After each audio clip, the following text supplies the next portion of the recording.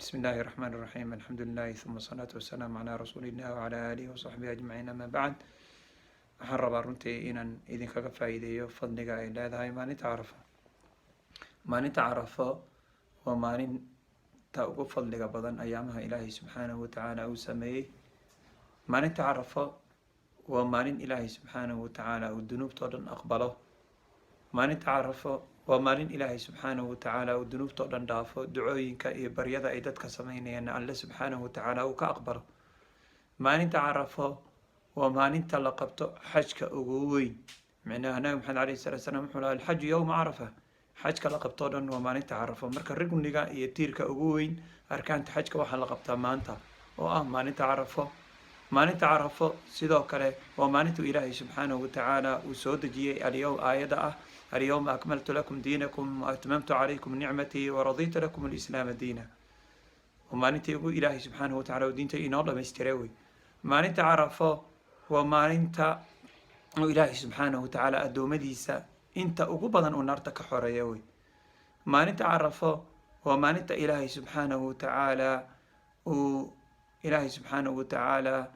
uu aqbalo ilaahay ducooyinka iyo baryaha la sameeyo o dhan. maalinta carafo maalin ka fiican in la ducaystaa ma jirto. nabi maxamed calayhi salaatu wasalaam wuxuu lahaa adducaau yowma carafa, ducada khayru ducaai ducaau yowma carafa wa khayru maa qultu ana wannabiyuuna min bacdi laa ilaaha ila allahu waxdahu laa shariika lah lahu lmulku walahu alxamdu wacalaa kulli shayin qadiir. nabi maxamed wuxuu yihi duca la ducaystaa waxaa ugu fiican maalinta carafo. aniga iyo ambiyadii ka horeysay waxaan niri ducada ugu fiican ee lagu ducaysto ayaan markaa niri oo ah laa ilaaha ila allahu waxdahu laa shariika lah lahu lmulku walahu alxamdu wahuwa calaa kulli shayin qadiir.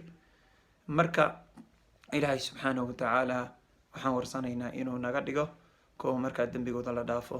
maantoo kale ducada aan badino insha allah oraahda ah laa ilaaha ila allahu waxdahu laa shariika lah lahu lmulku walahu alxamdu wahuwa calaa kulli shayin qadiir. waayo alle subxaanahu watacaala ayaa la weyneeyaa. maalintan waa maalin alle la weyneeyo, waa maalin ilaahay subxaanahu watacaala dembi dhaaf la weydiisto, waa maalin ilaahay subxaanahu watacaala dikrigiisa iyo xuskiisa la badiyo, waa maalin sadaqada la badiyo. waayo maanta waa maalin ay ka khayr badan tahay ma jirto. saa darteeda walaalayaal idinka naftayda iyo naftiinaba waxaan ku waaninayaa inaan alle subxaanahu watacaala ka baqano oo aan maalintan maanta ah oo aan ka faa'iidaysano. waa fursad qaaniyana soo martay way beritole, laakiin ma ogin inayna soo mari doontee. baaraka allahu fiikum, aan ka faa'iidaysano. ilaahay subxaanahu watacaala naga dhigo kuwa naartiisa uu ka xoreeyo, ducooyinkana uu ka aqbalo.